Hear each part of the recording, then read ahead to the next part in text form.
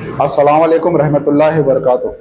मैं Syed Naeem BRS party का एक पुराना कायद हूँ, तेलंगाना फ्रीडम फाइटर, और मेरे साथ एमडी इमरान एक बीआरएस पार्टी के पुराने कायद है और फ्रीडम फाइटर है, और इस्माइल भाई हमारे वार्ड के बड़े हैं और टीआरएस पार्टी के सीनियर एक कायद है।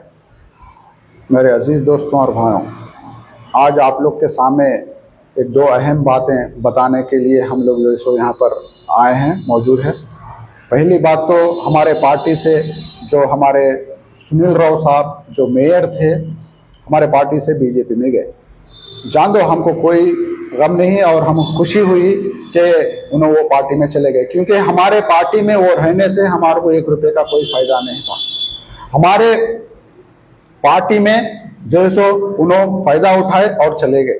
लेकिन जाते जाते हमारे एमएलए साहब गंगुला कमलाकर साहब पे, जो खसाबा का मिनिस्टर थे, उन पे जो सो बेवजह कमेंट्स करते हुए हम उसे मजम्मत कर रहे हैं। बीआरएस पार्टी सीनियर माइनॉरिटी कायदीन से हम जो सो तरफ से हम मजम्मत कर रहे हैं, क्योंकि आप पार्टी जा रहे हैं, आपकी मर्जी है।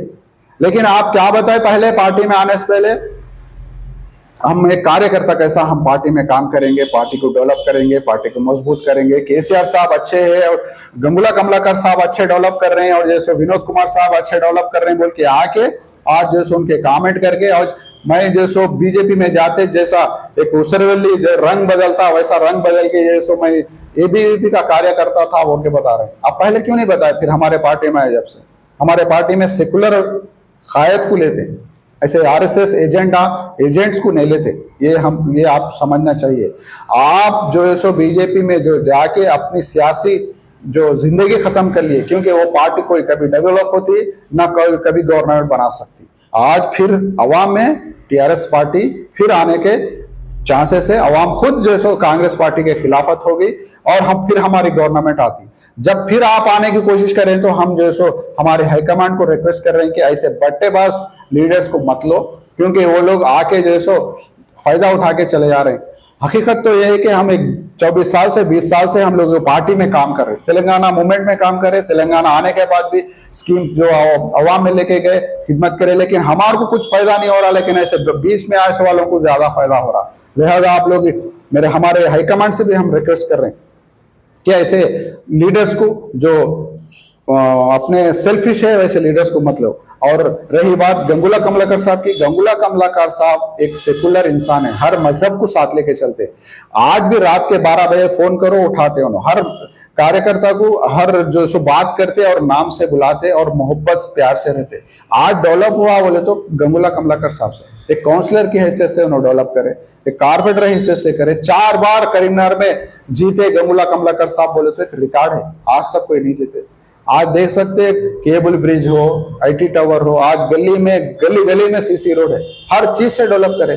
उनके नाम पे जो सो आप कमेंट कर रहे हैं। और जो सो जो उन लोग बहुत पैसा कमाए बोलते, उन्होंने तो बिजनेसमैन है, उनके पूरा फैमिली बिजनेसमैन है, पहले से पैसे वाले हो लोग। आपके पास इतना पैसा कैसा आया?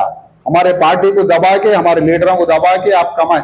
आज आपके जो कारपोरेटर्स है आपके खिलाफ बोल रहे हैं, क्योंकि आप अगर सही रहते तो आपके खिलाफ क्यों बोलते? आपके कारपोरेटर 5 साल आपके साथ काम करे, आप एक मेयर थे, आपके खिलाफ क्यों बोलते?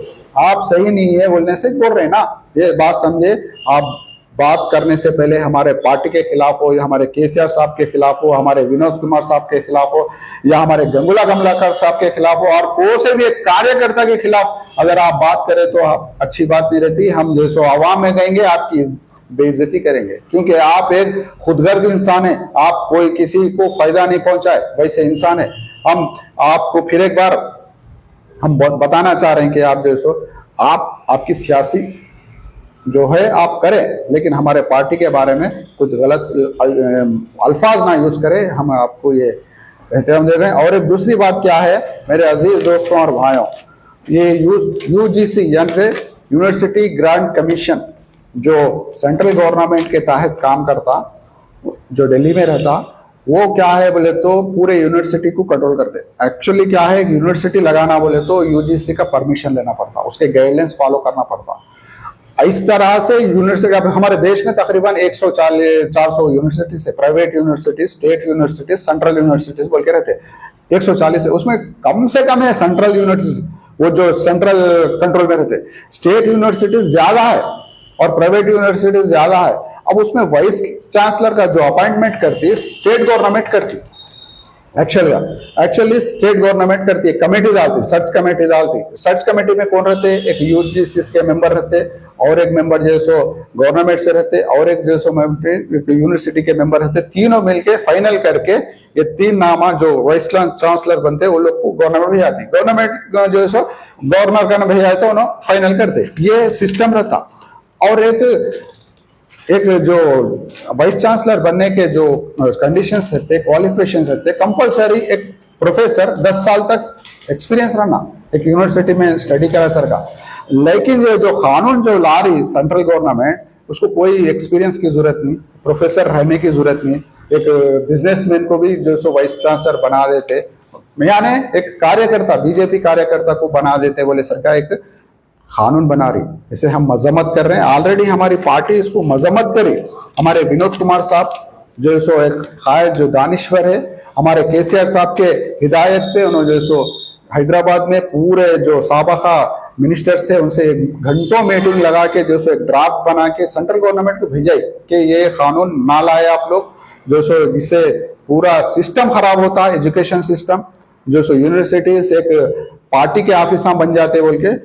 लेकिन आज तक भी सेंट्रल गवर्नमेंट का जो आया ड्राफ्ट 6 तारीख को आया, 30 दिन का टाइम दिए, कुछ भी एडवाइस करो, लेकिन हमारी रियासती हुकूमत अब तक कोई आवाज नहीं करी। यानी बीजेपी कांग्रेस दो एक ही है क्या? ये कानून को पास कराने की आप कोशिश कर रहे हैं क्या? रेवंत रेड्डी साहब जवाब देना चाहिए। आप एजुकेशन मिनिस्टर भी आप ही है, सीएम भी आप ही है, मगर इस पे जवाब नहीं दे रहे हैं आप। हालांकि बाजू की जो रियासत है तमिलनाडु, इसे अपने असेंबली में अपोज करके रेगुलेशन पास करके लेटर भेजा है। केरला भी, जहां भी हिंदुस्तान में जहां बीजेपी की गवर्नमेंट नहीं है, हर जो रियासत है उसको अपोज कर रही। लेकिन आप क्यों नहीं कर रहे हैं? कांग्रेस गवर्नमेंट रखे यहाँ पर, हम ये डिमांड कर रहे हैं। लिहाजा आप लोग जैसो इसको करें और जैसो इस बात पर दानिश्वर बात करें, क्योंकि ये कानून अगर पास हुआ तो दलित भाइयों को नुकसान है और आदिवासी भाइयों को नुकसान है, बीसी भाइयों को, माइनॉरिटी भाइयों को, क्योंकि गरीब तबके से जो आते वो लोग को नुकसान है। क्योंकि जब वो यूनिवर्सिटी में एक सादर एक कार्यकर्ता कैसा बीजेपी बैठा तो उसको सब्जेक्ट नॉलेज नहीं रहती। एक वाइस चांसलर कैसा वो लोग वो पूरी यूनिवर्सिटी कुछ नहीं संभाल सकते। एक बीजेपी ऑफिस कैसा बना देते, उसमें रेगुलेशंस रहते और स्कॉलरशिप्स रहते, फी रिइंबर्समेंट रहते, ये सब पूरे लोग कैंसिल करते, रद्द कर देते। जब हमारे बच्चे की जिंदगियां क्या होंगी, हमारे बच्चों की, ये टारगेट एक आरएसएस का एजेंडा के तहत ही ये कानून बनाया जा रहा है। इसलिए ये सो मैं जो एक्टिविस्ट है, सोशल एक्टिविस्ट है और जो सो दानिश्वर से जो स्टूडेंट ऑर्गेनाइजेशन है और जो सो पॉलिटिकल लीडर्स है, इस पे तंजीम है जो इस पे डिस्कस करें और इसको अपोज करें, हम रिक्वेस्ट कर रहे हैं। शुक्रिया। जय तेलंगाना। Thank you.